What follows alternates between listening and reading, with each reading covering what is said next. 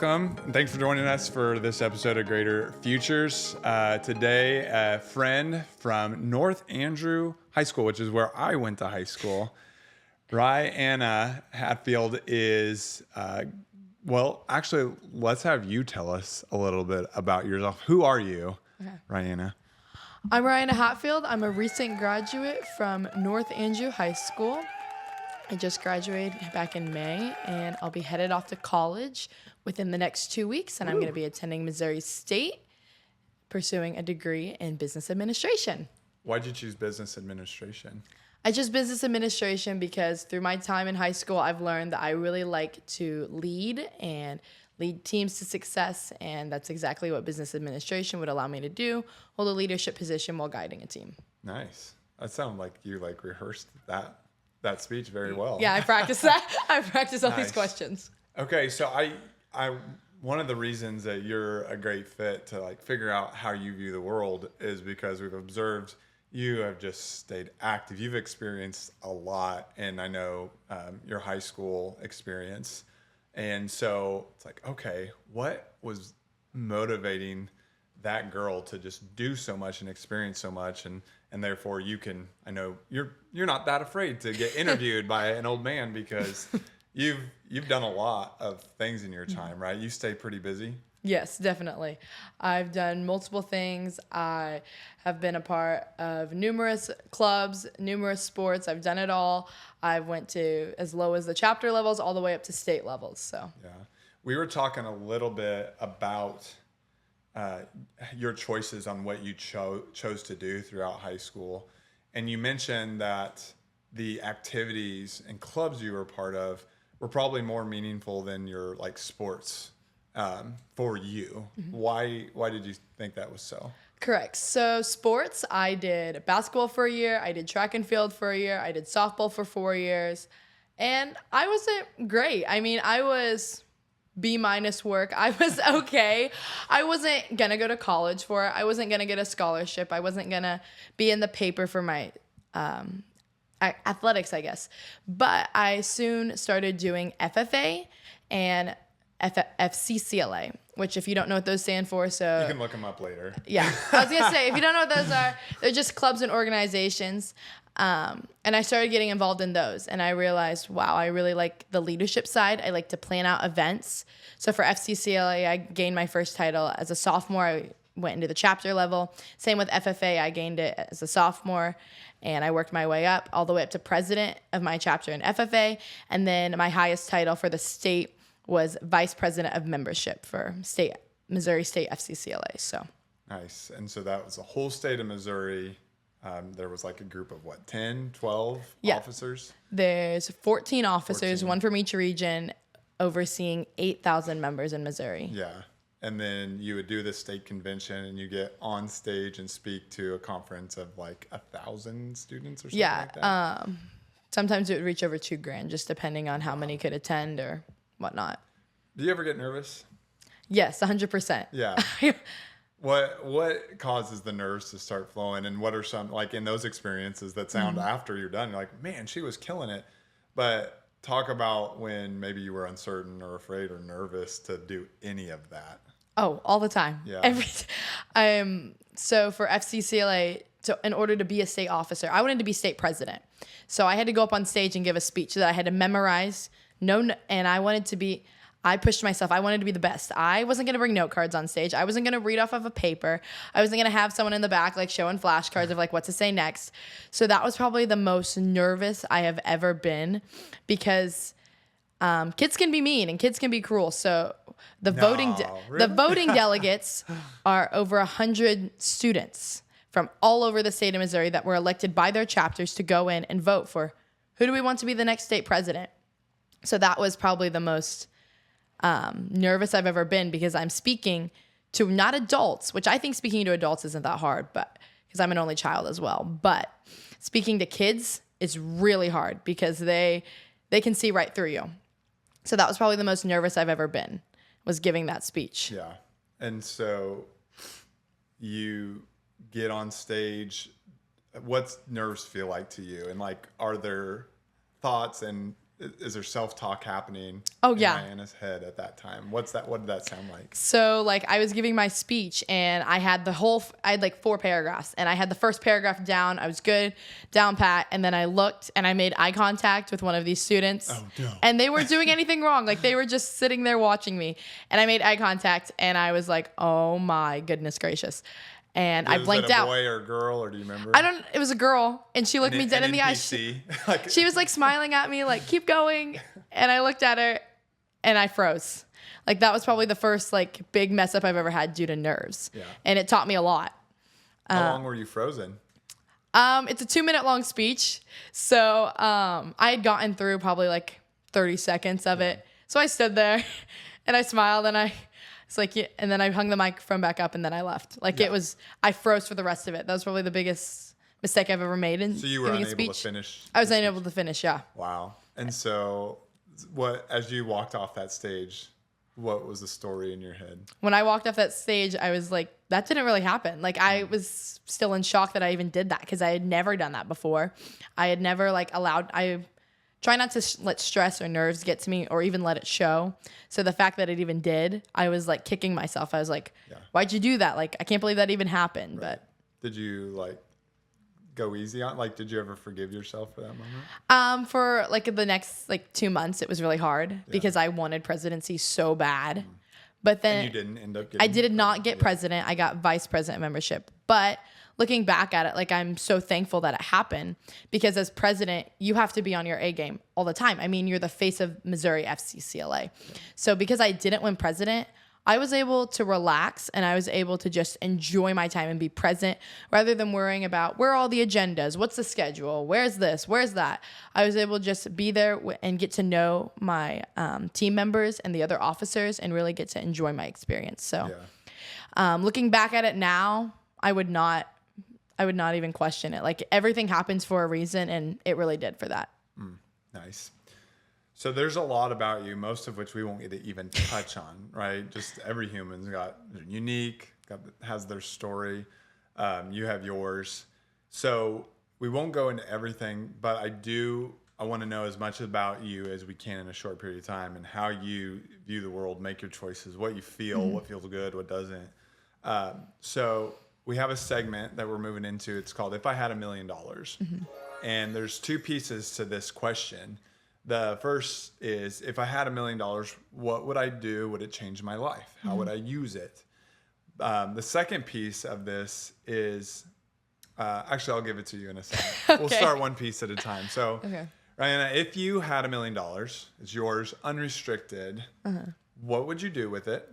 And then would it change anything about who you are or what you plan? If I had $1 million, like, did I work for it or did I just were you just handing it to me? You don't get that information. Okay. Okay, fair enough. Just have it. There's no pretense. No about where it pretense. came Okay. So if I just had $1 million, like I just stumbled upon it kind of deal, it would definitely change my life. I mean, $1 million would change anybody's life. I mean, they always money can't buy happiness, but it can buy a lot of things. It can buy a house. It can buy a boat. It can buy a car. Buy jet skis. It can buy jet skis. I mean, it can buy me a new purse. Like, money can change a lot. Yeah.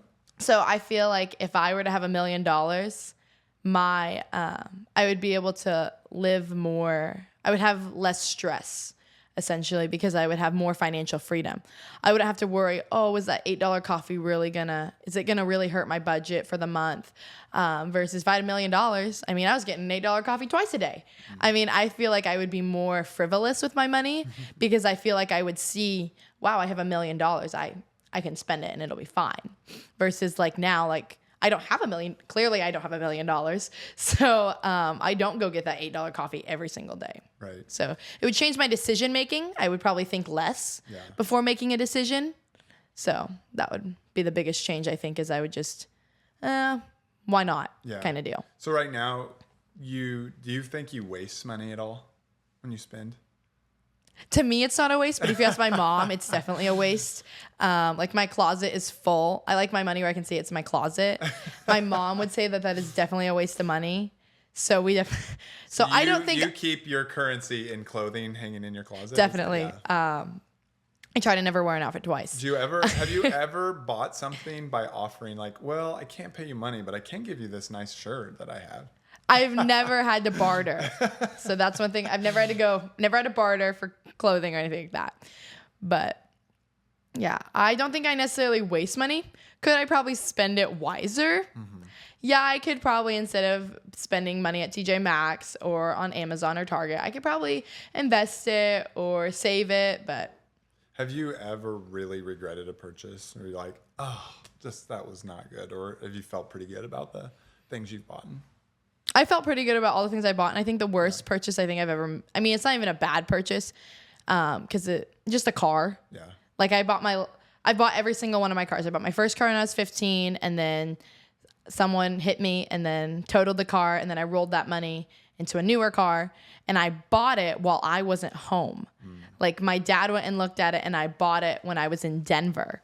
Wow. So I was on FCCLA trip, but so that's probably like the most, like, not the worst purchase I've ever made, probably the least thought about purchase I've ever made, because I wasn't home. But I knew when I got home I needed a car because I had to go to work, I had to go to do this and this and this. So that's probably the least thought about purchase I've made. It wasn't a bad purchase because I clearly needed a car, but yeah. Do you ever return items you've bought? You bought and like, so sometimes like, oh, it didn't fit or something like that. Oh yeah. But have you ever returned it just because, nope, not a good fit, or changed your mind after? Definitely. Purchase? Yeah. Yes. Yeah. Amazon has the how best often return does that policy. Happen? Depends.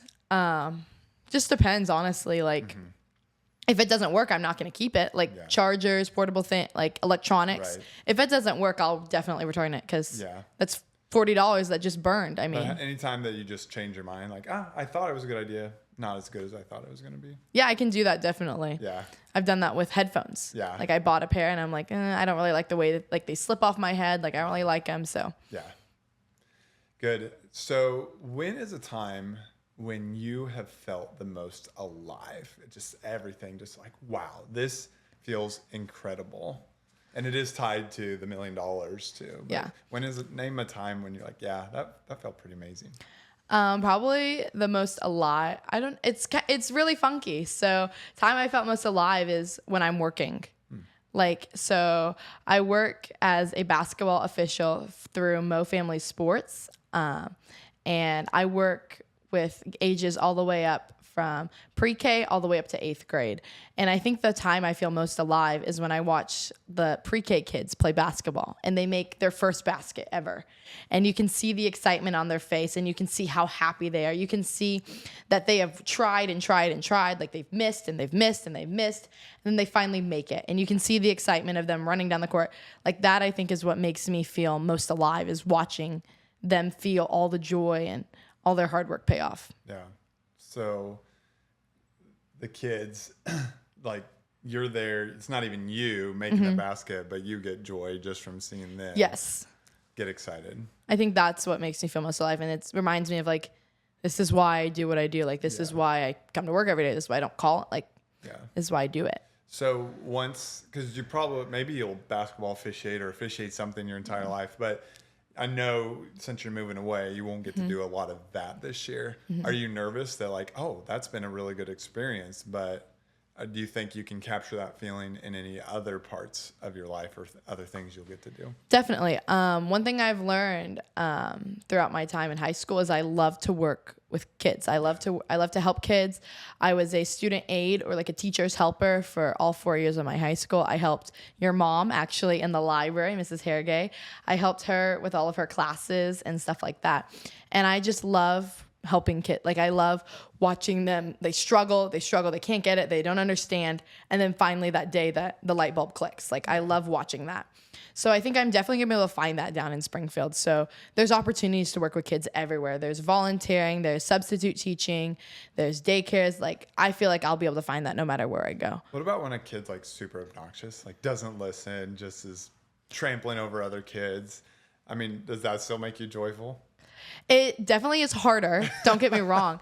But I mean, they act that way because, maybe they don't get enough attention at home. Maybe they aren't getting the love that they need. Maybe they just had a really rough day. Maybe their friends are mean.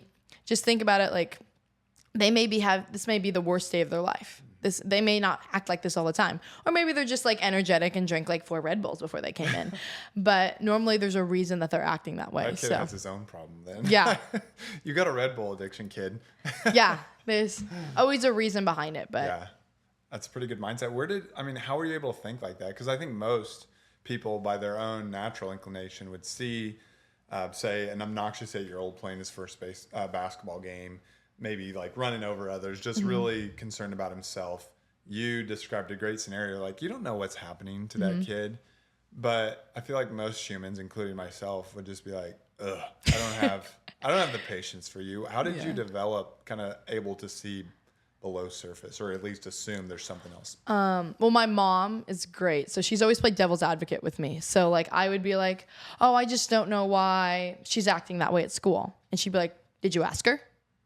Did you talk to her about it?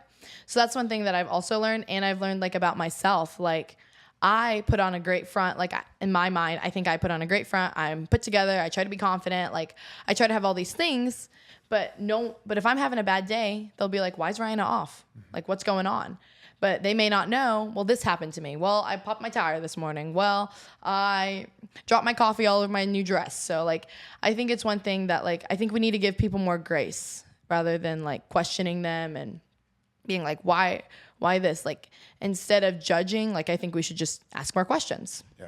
Have you ever regretted when you've had the wherewithal to actually give more grace and ask more questions? Have you been like, that went terribly? Or has it always worked out? Sometimes it works, sometimes it doesn't. But I feel better about myself knowing that I gave someone more grace than if I just nipped at them and yelled at them. Like I feel much better about myself. Like it doesn't make anyone feel good to yell at someone. Like if you have to get on to like your kids, it doesn't make you feel great to get on to your kids. But if you're like, okay, maybe they haven't eaten yet, I'll just take a step back. Then you're like, wow, I feel like a much calmer parent. Like, I want to ask a little bit more about your basketball officiating, because in the scenarios that I have seen her, it's usually probably men that are 50 and older, and then this one 18-year-old girl who are officiating these basketball games. There's the young divisions that are just hilarious, and you get some of that joy you were describing. You get into some of the older, and yes, the players and most of the kids are still good kids, just doing the best they can, working hard. But you get some parents and coaches who get pretty emotional about those games, both good and bad. And they usually find someone to take out the bad on, and it usually is the person with stripes on. Correct. So why would you put yourself through that kind of, because it's not like abuse. Somebody should do something, pass a law. It's like, it's not that, but it is abuse. You know, they're like coming after you with yelling. And so why would you choose to go through that? How have you handled that? Yeah. So some of the experiences I went to is like you said, they're 50-year-old men. And I'm 18 years old, and I'm walking in with my Stanley and my pink jacket and my Lululemon shorts. And they look at me and they think, she can't do it. Because lots of people think, well, if they're pretty, they can't be smart. Or if they're smart, they can't. Like, they don't think that both can coexist. I'm the total package. Yeah, they don't think that both can exist. So that's one thing is they think, oh, she's just a pretty face. Like, she can't do anything. She doesn't know what she's doing. And then I get out there. You think they would think more of you if you were ugly? I think they would think more of me if I was a man. Yeah. If I was a man reffing, they're like, oh, he knows what's going on. Or if I looked like, I don't look like a basketball player. I'm 5'2", and I'm short and I'm stocky. I don't look like a basketball player. So I think that also attests to it as well. So they often underestimate me. But when I get out there and they're like, wow, she kind of does know what she's talking about. Mm-hmm. Like, that's one thing. It has gotten crazy and sometimes, but one reason that I do it is because I played basketball for 9 years competitively. I loved the game. I loved it all. I got older and didn't love it as much. But I still wanted to be involved with it. So I was like, you know what? Why not? Like, why not try refereeing? So I did it, and I loved it. I instantly loved it because I loved, like I told you, like when they mess up, I don't just call a foul. Like, I like to stop. Okay, do you know why you got that foul? Do you know why? You have to keep your hands back. You can't reach. You can't cross your body whenever you do that. Like, I love to have those teachable moments, and that's really also important to me. And then when they're at the game and they're like, after the game, whether they've won or they lost, they'll come up to me and they'll be like, hey, thank you for telling me that. Like, I really didn't realize I was doing that. Like, the fact that you told me, like, I'll be much better because of that. Right. Like, those are those moments that I'm like, I actually did something. Like, Right. I love that moment. Yeah. So you're 5'2". Yeah, You're a young woman.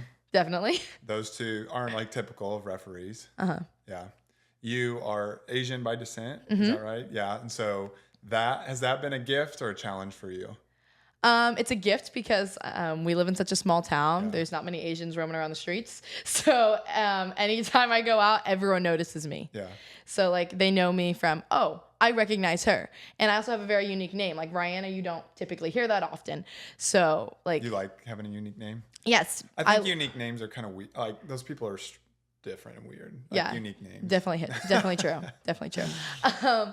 No, it's definitely true because I'm Ryanna. Oh, I've never heard of that name before. Yeah. So they remember it because it's not like it's a more common name that you hear all the time. So I was blessed with that.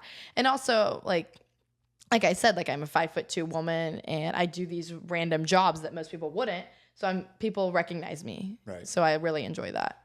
Well, speaking of names, because I've thought my name has been a gift to me. Mm-hmm. I went to a Chamber of Commerce event, like one of my very first ones, which made me a little nervous, like meeting new people. And a woman, comes up to my table and introduces herself. And I was like, oh, I'm Wakefield. And she's like, what? I said, Wakefield. And she's like, oh, was your mother drunk when she named you? So I enjoy telling my mom that one because you weren't drinking when you named me, were you, Mom? Like, no, that's a family name. So, Judy doesn't do that. Yeah, that's right. So what I have noticed when I've watched you officiate basketball, and this is true of the other things I know, but I've just gotten to watch you closely because I had kids playing. You refed some of my own children's games. I was so impressed because I would have totally understood for a small woman, young, that, yeah, okay, like I will be timid, like I'm not typical in this domain, but you came across so confidently. You said, you didn't ever, I think, claim or carry yourself as if you were perfect. Like I know more than everybody.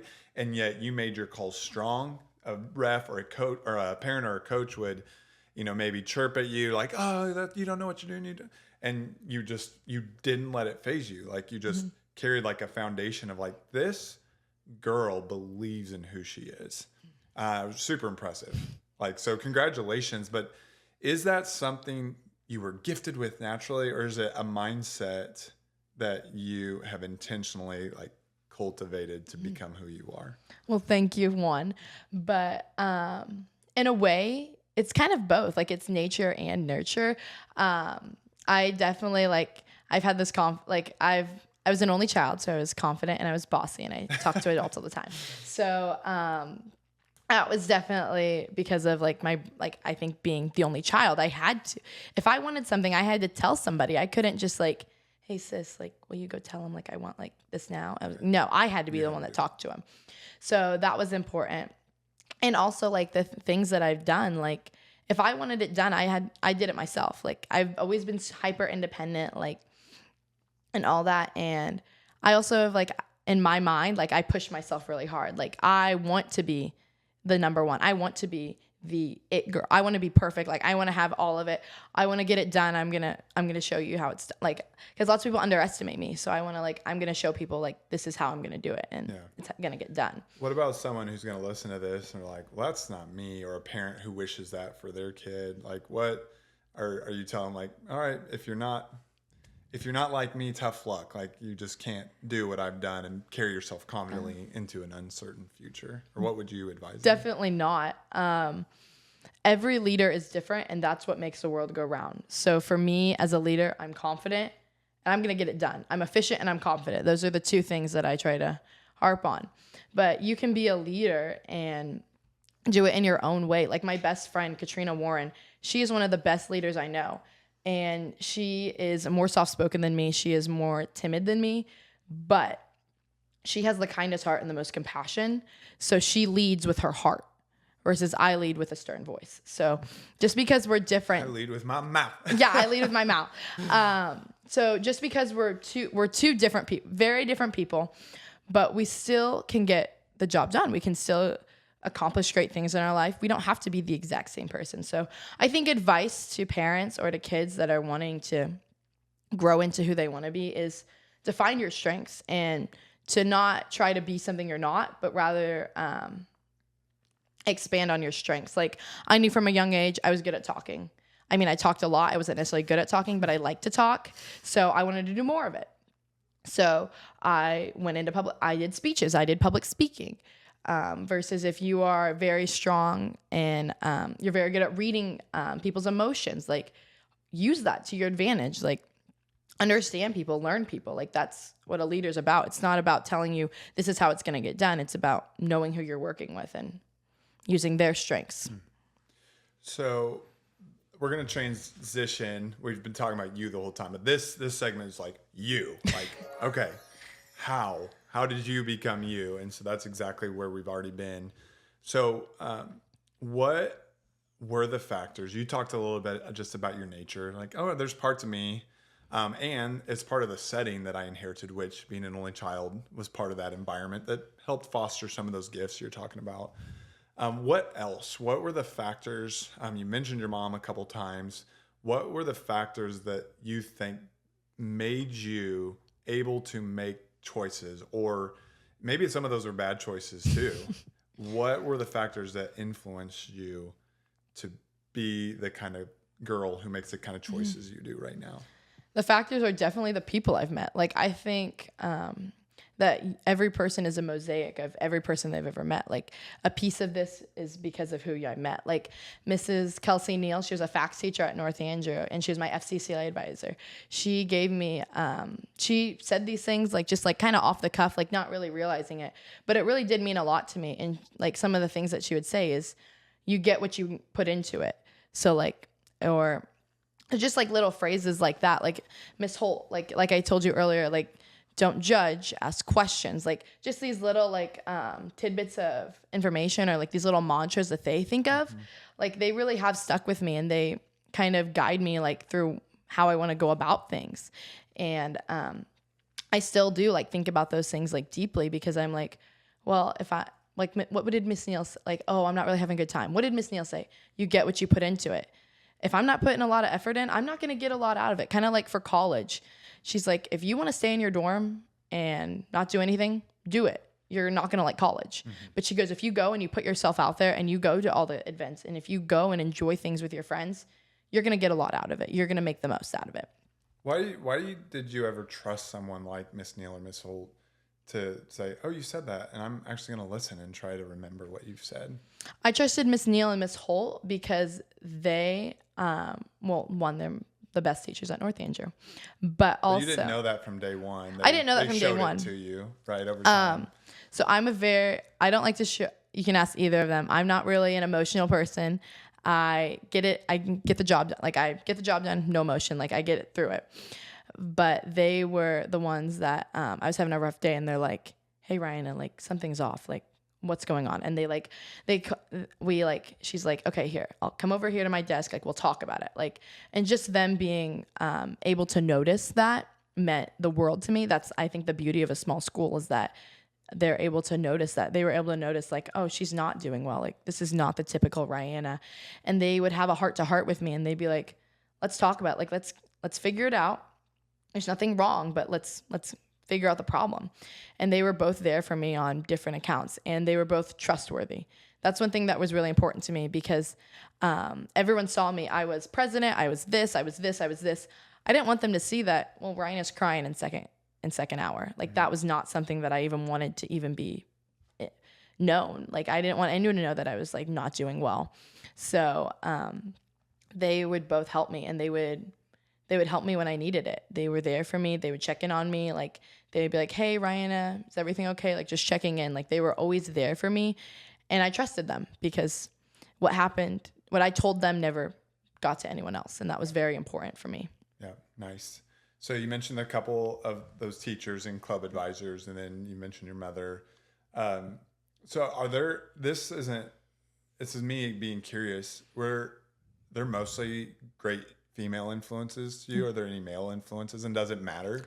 There definitely are great male influences majority of them are women because that's who I was surrounded with. I mean, I live with my mom. I went to school. I was in Miss Neal's class twice a day. I was in Miss Holt's class twice a day, sometimes 3, just depends. And I was just surrounded by them. I don't think it necessarily matters whether it's a male or a female influence, as long as they are able to see both sides. Like, obviously, from a woman to a woman, they're definitely more relatable. I mean, we could talk about things that some males do not understand. Like, that sounds horrible, but like, it's absolutely true. 'Cause you're very different than I am. Yeah. So like a lot of the things I went through was like mental health, but it was because of like some other factors in my life or some other factors like going on. Right. But like a man probably wouldn't understand that because they don't have that at all. So that was one thing that changed. And they really did help me. I do think that male influences are also important in my life. So like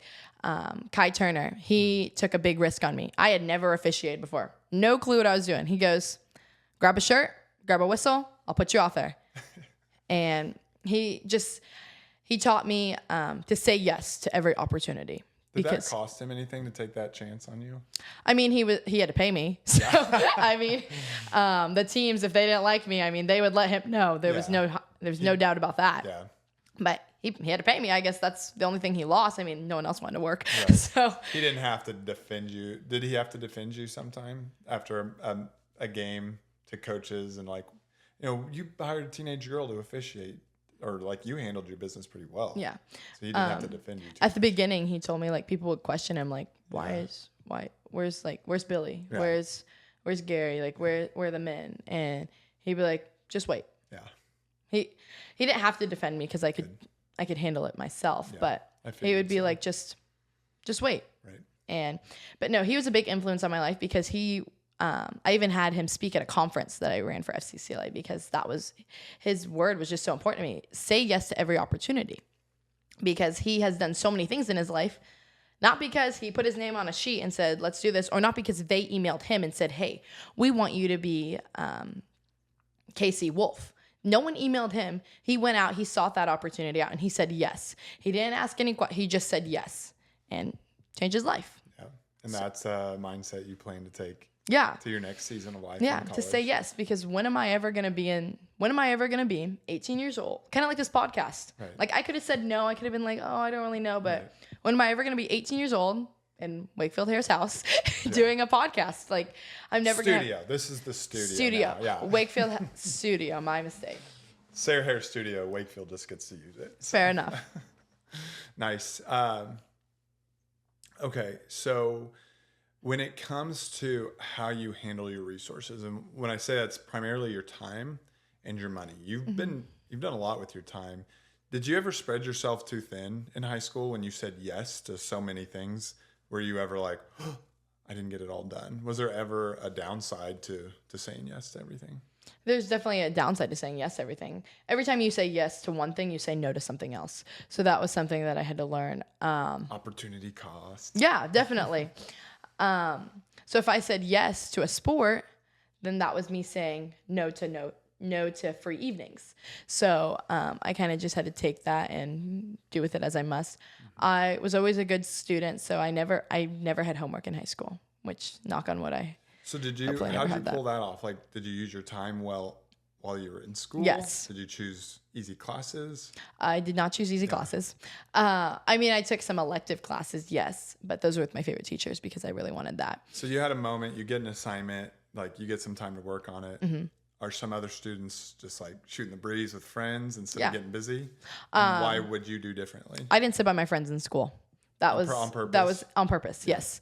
Because if I sat by my friend, we would talk about, oh, so what are you doing this weekend? Oh, what are we doing tonight? Have you talked about this? Did you see this happen? Yeah. Like, I didn't want to do that. I sat by myself. I did not get my phone. Like, I left my phone in my bag. I left my phone in my bag or I would have it on the table next to me. I tried not to be on my phone and I would get to work. I was like, I have this much time to finish this and then I got to move on. So like in my brain, like I had blocks, kind of like, block scheduling for schools. I had this much time to work on science. If I don't get it done within this hour, I have to move on. Because if I spend all my day on science, I'm going to get none of my other homework done. So that was one thing that like I had only this amount of time, so I got to make the most of it. What % of your peers do you think treated their school time, like schoolwork time like that? You think, is it half or is it like 10%? Maybe like 20. 20, yeah. Like a handful of my class, but like in general, most kids, they're making TikTok videos, they are scrolling on Pinterest, they're watching YouTube, satisfying ASMR videos. Like they're not doing their work because they're like, I'll just do it at home. Like lots of my friends. I mean, you'd understand because those things are fun. Yeah. But you did not. Like when you have a chance to talk to a friend, like, oh, about the weekend, or like, no, I have this to get the science done. Like, how are you able to make that choice when you could do something fun right now and you don't? You get to work. Because I had to be intentional. Everyone only has 24 hours in a day. And when I get home, I don't want to touch paper and pencil. I don't want to do any of that. I would rather have my fun time at home or when I'm out with my friends. Like, I want to get it all done. Like, I want to keep my school work at school and then go home. Like, I need that balance for me personally. So I need that separation. So I was like, you know what? I'm going to do it all at school. I'm not taking anything home. I'm going to get it done. Did I often have to like sometimes tune out my friends? Yeah. Did I have to take out my earbuds? Yeah. But I got it done. And I chose that because I didn't want to bring it home. That was not something that was even an option to me. I didn't want to have to work at home. I didn't want to have to drag out my computer and log in and do all the things. I just wanted to get it done. Yeah. So. Good. Do you think you grade yourself higher on how you handled your time? Because it sounds like you handled your time pretty intentionally there. Or versus how you handled your money. Which would you grade yourself higher on? I definitely think, well, I was working at the time. I've worked ever since my freshman year in high school. But I definitely think that I was able to manage my time better.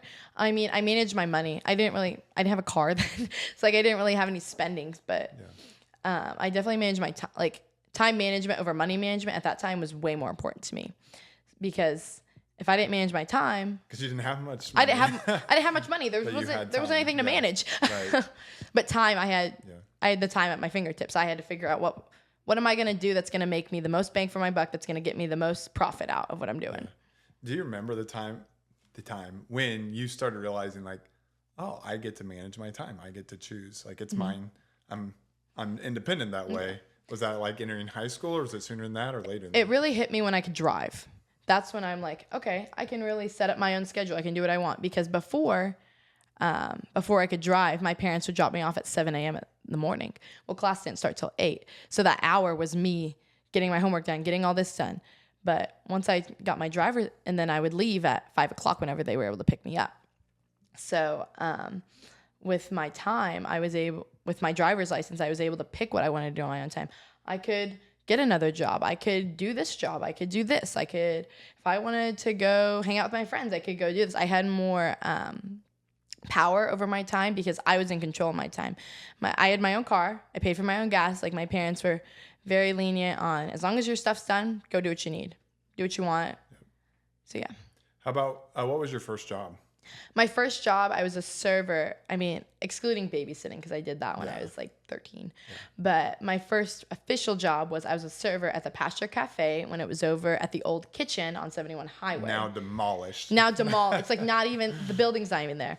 But I worked there. I remember I went in like a week before, I was 14 at the time. And I went in a week before my 15th birthday. I was like, hey, I'm looking for a job. Like, do you have any openings for like a server? And they're like, do you have any experience? I was like, no. And I've eaten food before. I've eaten food. I know. Yeah. But I was like, I can talk to people. And they're like, okay, can you come in on Sunday at 8? And I said, yes. That was one of those things. I said yes to the opportunity. Were you surprised they're like, come in on Sunday? Yeah. I was like, are you sure? Like, I remember I made my mom drive me around to all the local businesses in Savannah. Like, I went to like Pizza Shop and I went to Diner 71 and I had a resume that didn't have anything on it because I was 15. I am a blank sheet. You get to write my story. I know. I have Ryanna Hatfield. I'm this years old and I go to this school. That's basically all that was on there. But I wrote up a resume because I wanted to show them like I was serious. I put on a blazer. Who taught you that a resume was a thing? How did you know that? Just like YouTube, like TikTok, like, I mean, just like social media, like they're like, oh, like I would watch like teacher videos, like teacher portfolios and stuff like that. So I was like, okay, Have you ever typed into YouTube, like young or old, how to be successful at? No, I've never done that. I've never done how that. to get my first job. Click. That's what No, I imagine. I've never done that. But I listen to people they have like TikTok videos where people are like, this is how I got my first job. And I was like, okay, need to follow these guidelines-ish. TikTok paying dividends, huh? Yeah, essentially. Yeah, nice. So I did that, and I went in on Sunday when I just turned 15 that Friday. Nice. So I went in, and it was hard. Started dishing it out. What was hard about it? I'd never done anything like that before. I'd never served. I didn't know that I had to write with good handwriting so the cooks could read it. Yeah. I didn't know that I had to like learn how to count change back. Like that's not something we teach anymore. I didn't know I had to learn how to like when people are like I had to really up my sarcasm game, but also learn how to like talk to people like because mostly like farmer. Like yeah, older because farmers older farmers, they have sarcasm like no other. Yeah. But then some families that come in, they're like, is she serious? Like, is she really saying that to me? You had to learn how to throttle your sarcasm. Yeah, I had to learn, like, when this kind of customer comes in, this is how you talk to them. This is how you talk to them. This is how... I learned a lot of people skills through that. I learned time management right then and there because I started out like working with someone else, but then I finally got the hang of it and I worked by myself. So I had the whole restaurant, the Pasture Cafe, which it wasn't a large restaurant, but it had probably 20 tables in there and it was all mine. So I had to learn, should I get their drinks first? Should I bring them their food? Yeah. Should I take their order? Should I ring them up? Like, how should I manage my time? You probably made some people upset as you learned, right? I messed up. I still remember I messed up this guy named Kenny's order. He ordered a cheese loin and he meant like a grilled tenderloin with cheese on it. Well, I didn't know that at the time. I thought a cheese loin, so I was like, maybe it's like, so I had the cooks make a grilled cheese and add a tenderloin on the side. Cause I didn't know what it was. Thankfully, Kenny Wamflew was very forgiving and very kind to me, but I definitely made mistakes frequently. Or like I would give them sweet tea when they asked for unsweet tea or something like that. Nice. But I learned a lot through that job, and that job allowed me to get more jobs. I worked there for 3 years, and then I did a little work for Jalen Seibert at Felix Street Gourmet, and then I finally ended up now at 54th Street Scratch. You work there now? Yes, I work there now. For at least a little longer. For a little bit longer. I have 2 more weeks, and then I'm leaving for school, and I'll come back in Christmas. Are you going to work during your freshman year of college? I'm not going to work my first semester because I will be rushing in the fall, so I'm unsure of like what my schedule's going to look like, what kind of activities we're going to have, and I just I want to enjoy my first freshman semester. I feel like I've worked a lot, and I've held multiple jobs. I've held jobs down since I was 15, sometimes 1, sometimes 2, and I've worked a lot, so I think that I'm ready to kind of enjoy. Okay, so a little pushing a devil's advocate. You said earlier that I'm fully alive when I'm working, and yet I've worked a lot. I'm going to take a little break. Yeah. What gives there? Because I'm definitely say, well, but I'm fully alive when I'm working. I know. I'm definitely worried because I love working. I love making money. I love working with my coworkers. I love just being around people. Like the jobs that I've had, I'm around people constantly.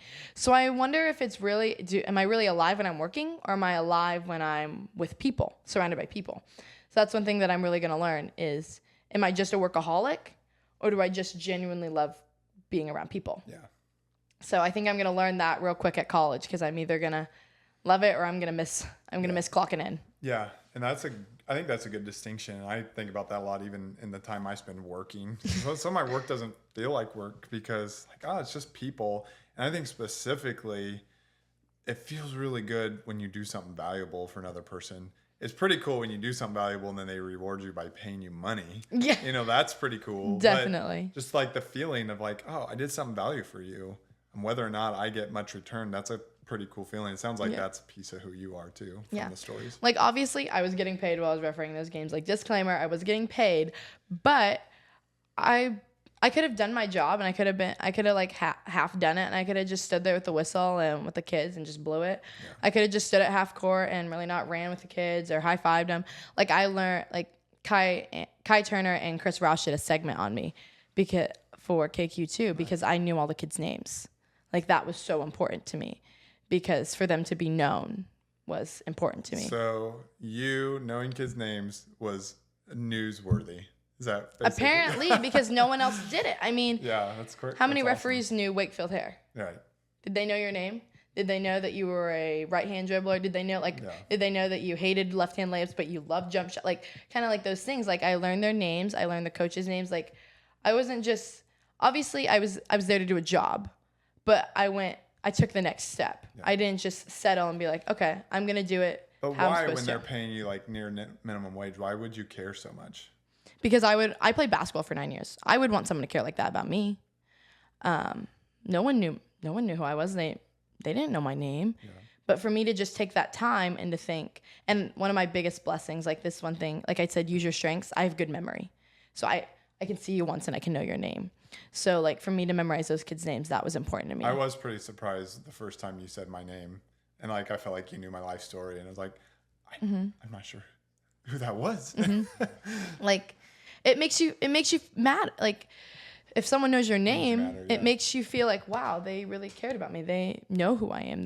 They care about me. Like I don't just know your name because, well, it's because it says on the back of your shirt. Like I had to learn it. I had to learn that you're number 7 and your sister's number 2, but you're twins, but you wear glasses and you don't. Like I had to learn that. That's pretty cool. And I think it'll serve you really well because I've noticed the same thing. I mean, you go to that level that most people just, they can't realize how important it is and they just don't pay attention to it. But if you're paying attention, I think it'll give you so much opportunity. Okay, so someone watching this right now is like, okay, I'm not like her. But like, I asked you earlier, like the FCCLA speech, like what are your weaknesses? What are your challenges? Like where are you tempted and that you've learned to fight through when you don't feel like being the type of girl you're trying to create for yourself? Yeah, I'm definitely not perfect by any means. Like I try. I'm a perfectionist. I'm not a control freak. I'm a perfectionist. And there's a big difference right there. So I want myself to be perfect. But one place where I fall short is as a leader, like you have to show relatability. You have to be vulnerable because they don't want to talk to Siri. They don't want to talk to an Alexa. They don't want to talk to just a monotone voice that I may know my stuff, but if I can't be relatable or vulnerable to someone, then they're going to see right through me and they're going to be like, wow, she just can't do it. She's can't relate to her. I can't talk to her. So that's one thing that I've had to learn is like, Mrs. Neal has talked to me about this. I could tell her like a whole speech. She goes, but do you really care about what you're saying? Do you really mean what you're saying? And like that meant the most to me is the fact that she would care enough to ask me those hard questions.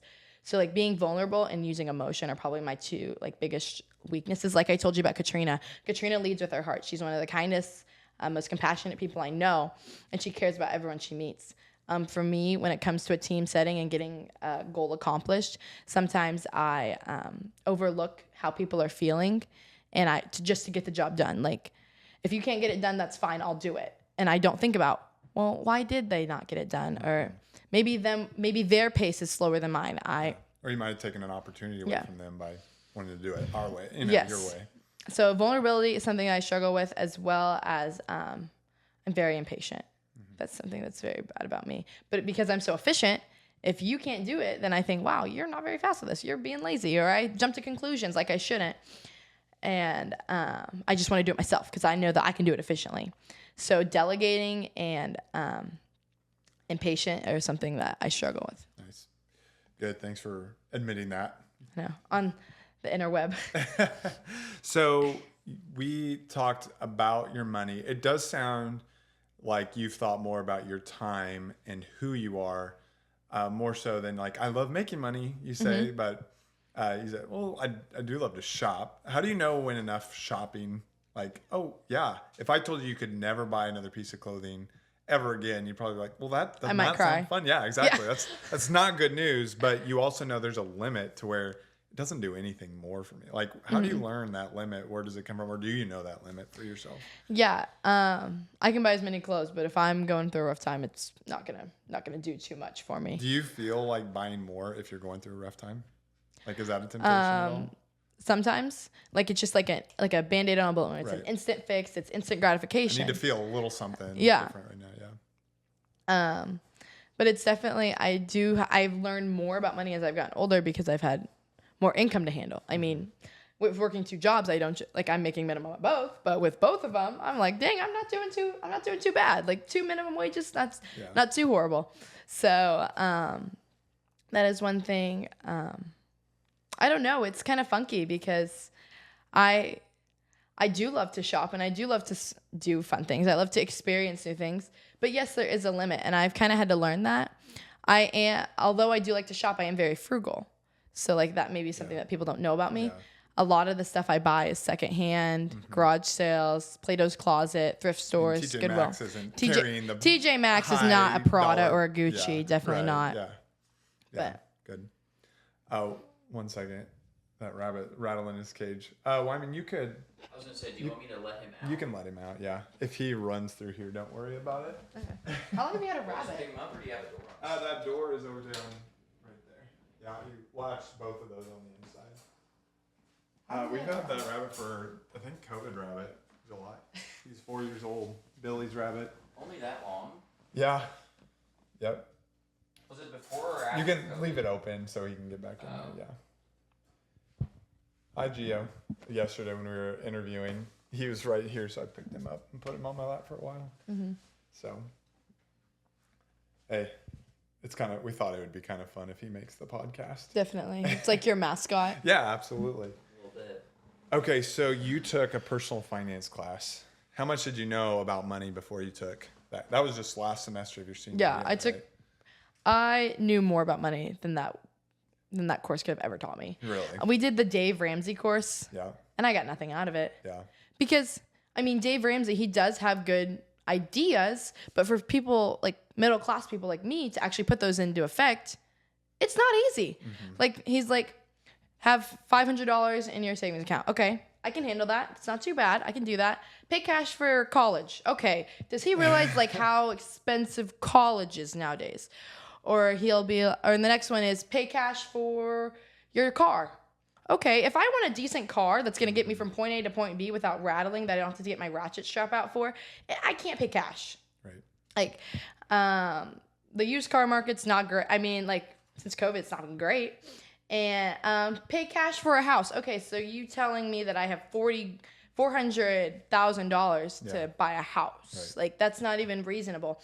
So I don't necessarily. And Dave Ramsey's gone bankrupt multiple times. Yeah. So like, I don't think that he is definitely like the person that we should all So be you don't trust looking him too much. No, right? because like I told you earlier about like being a leader and like getting people to think your way or whatever, teaching people how to do things. You have to be relatable. Mm-hmm. Nothing about Dave Ramsey to me is relatable.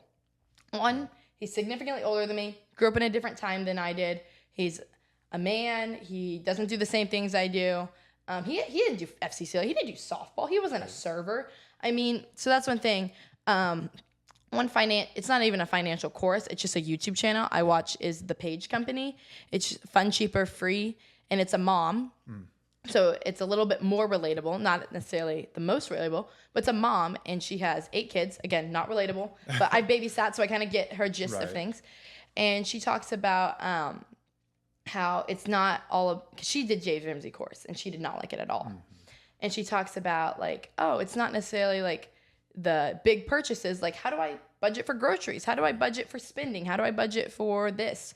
So I watched her episodes a lot because I really enjoyed the way that she broke things down. She didn't do like, oh, you have to put $500 in your saving account every month. She did a percentage because she was an entrepreneur, her and her family. So she didn't know how much she was making. Kind of like me, like as a server. I can't guarantee that I'm going to make $200. I can't guarantee that I'm going to make $400. Like it fluctuates depending on business and depending on the shifts I get and stuff like that. So I think going off percentages is much more important than that. Right. And so the personal finance is required to get your high school diploma for many American students. So if you were to make some suggestions to the people in the departments of education who are like, oh yeah, do that. But I know I taught, like, at least you had an in-person class. I don't know, you might have said it'd been better if I could have checked that box off just doing an online class maybe because you didn't enjoy it too much. It was an online class. I mean, so we would all log on to Dave Ramsey Classroom and we would do the work. Yeah. Our teacher would release lesson 1 and 2, lesson 3 and 4, and that's what we do for the day. Yeah. So, I mean, we never really did like, even though it wasn't in-person class, it was individual. I didn't really learn much. I mean, he didn't teach me anything about a credit card. My mom taught me about a credit card. He didn't teach me. He didn't teach me what a checkbook was. He didn't teach me why checks are used. He didn't teach me how to balance a checkbook. My mom did. I mean, so that's one thing is like I feel really bad for people who don't have my mom because my mom has taught me almost everything I know in this world. She thought about making her own YouTube channel. Gosh, that would definitely be a hoot to watch. But that's the thing is I didn't get anything out of Dave Ramsey's classroom.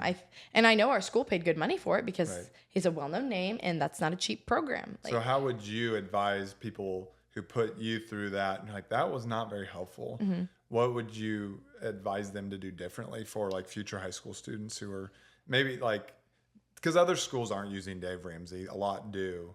But what do you think is the most meaningful way to get a high schooler's attention about like, yeah, you want to have a mindset that just puts you in control with your time and your money? What would you recommend? Well, I would highly advise them to don't make students take it their senior year. Make them take it their sophomore year, even their junior year, because people like Dave Ramsey, for example, Dave Ramsey says pay cash for college. Well, when you're taking it in January of the year that you graduate, it's really hard to come up with 40 grand. Like that's really not the most ideal thing to do. Could you, so if you're a sophomore, you're like, well, okay, I'll go get 40 grand then. I don't think it would be attainable, but you would definitely be able to pre-plan better. Yeah. So I definitely think that you need to have the financial course sooner. But also, I think that the financial course, it needs to be taught in a way that students understand it. Don't talk about house and car because that's too far out for them. Talk about right now, right here in the moment. Like talk about the differences between impulsive buys and why sometimes they're good, sometimes they're not good. Like talk about kind of opportunity cost. Talk more so about if you say yes to this, you can't say no. You have to say no to that. Kind of like delayed gratification. You need to talk about more things than just, well, this is your money that you have. This is how you do it. Go. Like Dave Ramsey, he shows you like word for word what the textbook said, like this is what you need to do. But I feel like in the classroom, you need more real life examples of how is this going to benefit me? How is opening a credit card and getting credit? Why would that be important to me ever? You think your classmates felt similarly about your experience? Definitely. I know that a lot of people didn't get anything out of it because you go on Quizlet and you get all the answers, or you ask a friend, hey, because it's the exact same course on 20 different computers. Yeah. So we could all sit right next to each other and say A, B, C, 1, 2, 3. Like it wasn't that hard. Yeah. So 1, it didn't challenge me. 2, it didn't teach me anything. And 3, it was kind of just like unrelatable. Unrelatable. Yeah. Yeah. Great. Yeah. And I know that I do care about every like young person, aspiring adult to have the best opportunity, like the best information to make great choices to bring them as much life as they were created for. I also know my challenge, and anybody who works with me is like, yeah, but I don't share their same stories. I don't have their background.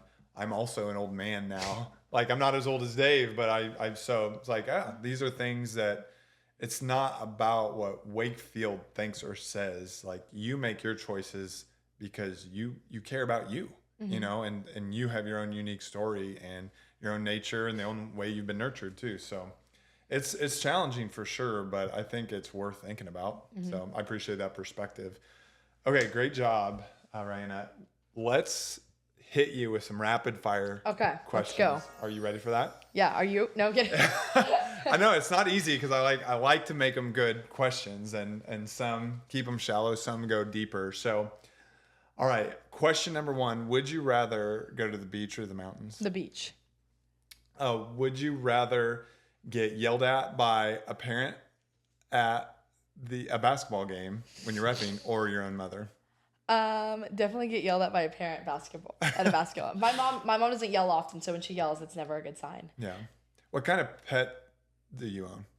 Well, I don't own it, but my mom's, they own it. But I mean, they live with us. We have 3 Malteses. We have Cooper, Minnie, and Bentley. Are you gonna miss them? I'm gonna miss Cooper the most because Bentley and Minnie, they kind of do their own thing. They're very more independent. But Cooper, he takes naps with me. I go on walks with him. He goes to TJ Maxx with me. Like we go do all the things. Yeah. Name a car that interests you. A Jaguar. Do you think you'll own a Jaguar someday? That's my goal. Nice. Like, predict the age you'll own your first Jaguar. Probably 35. Nice. My dentist has one, and he showed me on his lunch break one day, and I instantly fell in love with it. I was like, that's what I want to have one day. If you think about future Ryanna, what age are you thinking about? When I think of future Ryanna, like, can you give me more explanation? Like, what do you mean future Ryanna? If I say, imagine a time in the future. Imagine a time in the future. Okay. And what age do you like? What age comes to my mind? What age are you thinking about? Greater than 35. Greater than 35. Nice, good use of greater than. I like that in there too. You like that greater than greater than financial, you know? Yeah, absolutely. Okay. Would you rather spend an afternoon with 2-year-olds or 85-year-olds? 2-year-olds. Yeah. Have you ever visited a nursing home? Yes. Yeah. My grandma lived in one for a little. What's the one word you would use to describe a nursing home? Sad. Yeah. Because all these people, they had all these lives, and now they're in almost like, it's kind of like a modern time prison. Like, they eat 3 square meals a day. They go to their room. They have to take this medicine when someone tells them to. They can't do what they Sounds want like when they want. Childhood again, right? I think it might be worse.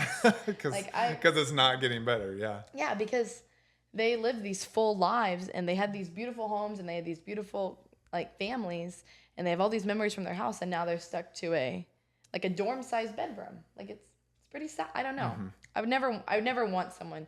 I joke with my mom that if she irritates me, I'll put her in a nursing home because that's how horrible it sounds to me. Like, I would hate to put her there. Mm-hmm. Good. Good perspective. Okay.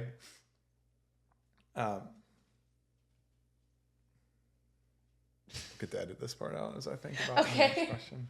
Name a movie you've watched recently. Oh, I don't really watch a lot of movies, but I did. Or TV show. Okay, TV show. I can Criminal Minds. Yeah. Why do you like that show? I like Criminal Minds because, so remember how I told you, like, the obnoxious kid comes in here. Why is he acting that way? I wanted to be a psychologist for a long time. So Criminal Minds, it doesn't necessarily focus more so on the crimes. It focuses more so on the psychology and the behavioral analysis of it. And I really loved that. Like, why do these people do the things that they do? Why do they have these tendencies? Why are they so aggressive? Why do they choose to have these rituals? Like, that was so fascinating and interesting to me, of like that people do things not because like they think it's fun, but because it's ingrained in their brain.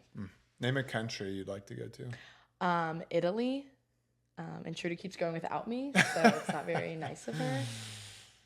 Nice. And final question: what's your biggest fear you have? Biggest fear I have, like losing my parents.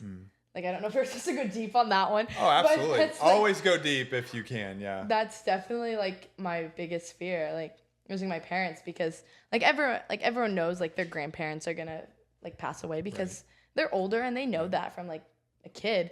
But like watching like just within like the past like 5 years, I've seen my mom like her knees aren't working like the way they used to because she's getting older. And like that like really worries me and stuff like that. So I think that would be probably my biggest fear, is losing my parents. Rabbit food. Yeah, he loves the prayer plant. Are you afraid to die? Am I afraid of that? It's just a question. Are you? No. Change up. Just a question. Final question. Actually, now that you mentioned that, no, I'm not afraid to die. Am I gonna put myself in dumb situations? Am I gonna ride a motorcycle without a helmet on? No, I'm not. Right. But am I afraid to die? No, because like everything happens for a reason. If it's my time, it's my time. Am I gonna do everything in my power to prevent it? Yes. Yeah, great. You did incredible. I thought he was gonna hit with another one. Bam, bam, I know. Bam. You're like, final question. Afraid to die. Are you afraid to die? Afraid to die is really the uppercut. Oh, hang on to it for a second. We gotta spin this wheel. Perfect. So every guest that comes on, quit eating our plant, buddy. They like the prayer plant. Yeah. Every guest that comes on, we want to like at least say, oh, that was worth it, even if I just walked away with a gift card. So we'll pull this up. Ryanna has chosen TJ Maxx, Target, and Amazon. And so Can you tell I like shopping? Yeah, I can tell. And so you just need to click on spin there. Okay. And then we'll see what she gets to walk away with. Perfect. Okay, so Target. I got a $10 Target gift card. $10. Nice. Definitely. Hey, thanks a lot. I hope it was a good time. Yes, it was. Thank you so much. High five. Thanks for tuning in. The idea is that you all, like she said, everybody's got their story and figuring out how you view the world. So it was a pleasure to get to know Ryanna's story, and you also just like considering what is it for you, and how do we all make the best choice we can with the life we've been given. So tune in next time for more Greater Futures.